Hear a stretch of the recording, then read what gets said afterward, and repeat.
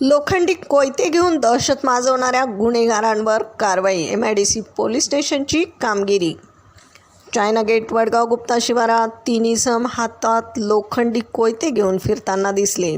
परिसरात दहशत माजवणाऱ्या आरोपी अनुज बोरुडे, पियुष गायकवाड आणि यश गायकवाड यांना MIDC पोलिसांनी ताब्यात घेतले. आरोपींच्या ताब्यातून 2 लोखंडी कोयत्यासह 51,000 रुपये किमतीचा मुद्देमाल जप्त करण्यात आला आहे. आरोपीविरुद्ध MIDC पोलीस ठाण्यात गुन्हा रजिस्टर नंबर 167 नुसार गुन्हा दाखल करण्यात आला आहे.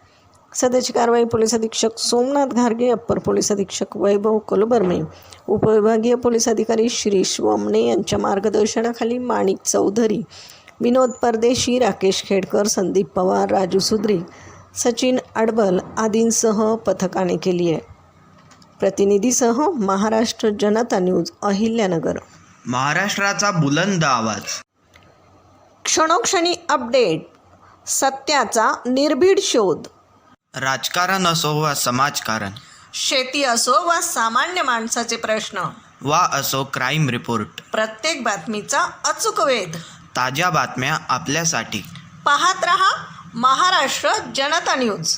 महाराष्ट्र जनता न्यूज नंबर 1 चॅनल. आजच लाईक, शेअर आणि सबस्क्राईब करा.